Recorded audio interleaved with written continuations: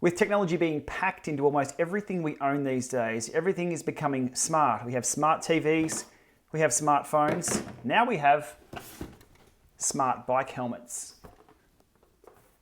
Oh, almost got it. Okay, Livall, we saw these guys over at Eurobike, but look, to be honest, I gave them a bit of a wide berth. They were in sort of more of the commuter area. I was there for the performance bikes and indoor cycling stuff, so I saw them from a distance, but didn't give them too much attention. Once I came home, the guys from the local distributor actually got in contact with me and said, hey Shane, you cover everything smart. Can you have a look at our helmet and give us some feedback? Sure, absolutely. So here we are, the feedback on the Livall. It is the Bling BH60SE helmets. So in the box comes a few things, but I have got out and worn this already. So we'll get rid of the box. Here's the helmet itself. The first thing that I checked was, is it a dorky helmet? Is it a bit ugly looking? A lot of these helmets just don't fit right. They're really at the cheaper end. This one, look, to be honest, this actually quite impressed me. Have a look at this. It's actually got a nice profile. You wouldn't, at first glance, you wouldn't think this is a smart helmet packed with technology of any sort. It actually looks pretty good. So packed into the helmet, we have the control module here at the front, which I believe that's where the battery is. It's got a micro USB charge. We have a power button here, volume up and down. We have a microphone and 2 speakers. So that's the, I guess, interactive speaker system and mic system that's in it. I'll show you those in action in a minute. But I think the coolest thing about this, see that? They're lights. Now I'll try and turn the lights down here. Beautiful. Okay, and we turn it on at the front. On. Connected. There we go. I think that's pretty cool because you can't actually see the LED lights in normal daylight. They're fully integrated into the helmet. Now I'll leave those going as I show you something else cool. There's a companion handlebar mount with some arrows and things on it for exactly this. You can put a blinker on and turn a corner by pressing the...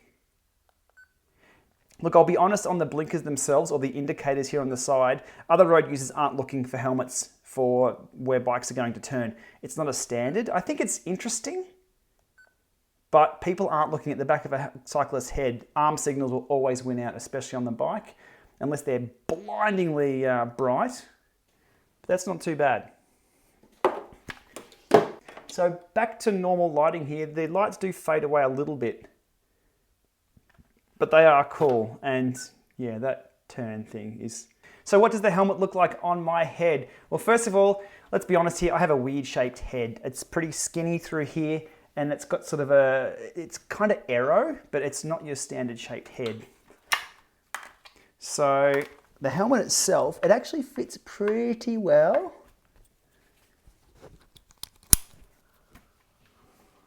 What do you think? So it's not too wide through here.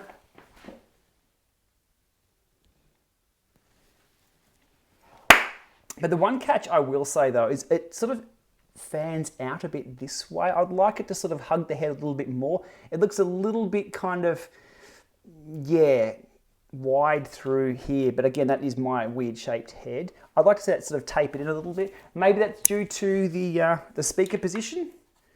I'm not quite sure, but I think they could just refine the design a little bit more to be a little bit cooler. The only other minor thing I'd change with the design as well is that's a little discolored. You might be able to see it with this current lighting, but you see the discoloration through there. That's the shiny pearl, and that's sort of matte white. So when that's sitting there on the front of your head, it looks kind of, it does look like you have a digital box on the front of your head. So weight-wise, I expected this to be a little heavy. It's probably only about 70 to 80 grams heavier than a standard light hill climbing helmet. So this comes in at 288 grams on my scales. That's not too bad. So the next question I had was the actual safety of this helmet. Well, obviously, it's to protect your head against hitting hard objects. Would be having metal speakers in here, lithium batteries, recharge ports and all that, compromise the safety of this helmet? Well, I don't know the answer to that, but it does have an Australian standard sticker on here. So Australian New Zealand certification 2063. That's one of the toughest in the world. You can't sell helmets here in Australia where it's compulsory for us to wear them. That's the reverse mode. You can't sell helmets without that certification, and it is super tough and I hear quite expensive to get. So that means it's passed a ton of crash testing already, and I'm happy to trust the experts on that one. If this has got the Australian sticker, it's good enough for me.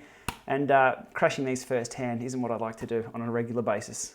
So diving into the phone app, which connects to the phone via Bluetooth, they've got their own tracking and recording and everything like that, so it's an all-in-one solution. But I just want to talk to the helmet. You can see there it's connected to the helmet via Bluetooth. I've got the Bling remote controller that's connected as well. Righty-o. So up here we can go to Tunes.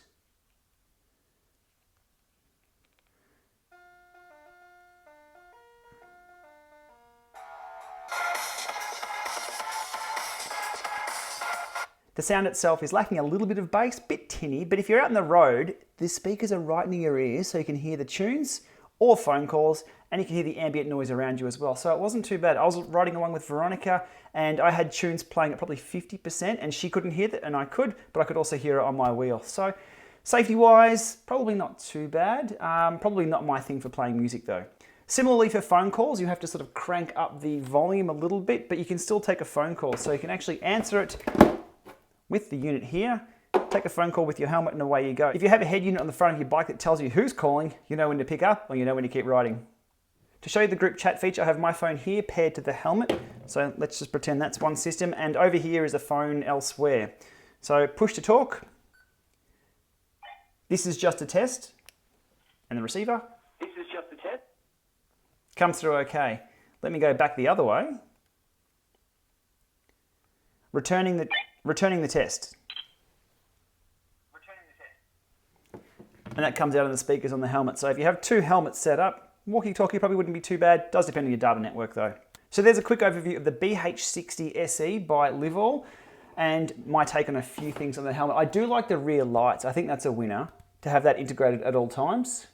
The music playing, the tunes and the integration, the walkie-talkie, I can give or take that. I think what's going to be interesting to see though is what other companies will do in the manufacturing space. So Specialized, Lima, Laser, all the big brands, will they follow suit of these smaller brands for the integration of more smarts, more Internet of Things, more Bluetooth? What are your thoughts? Let me know below. This is interesting to look at, and it's just sort of, I guess, the first generation of where these things are heading. There's a few other different types of brands doing the same kind of thing. But definitely a thumbs up for the design. Just that little front part there. If you could hide that away, you'd be good to go.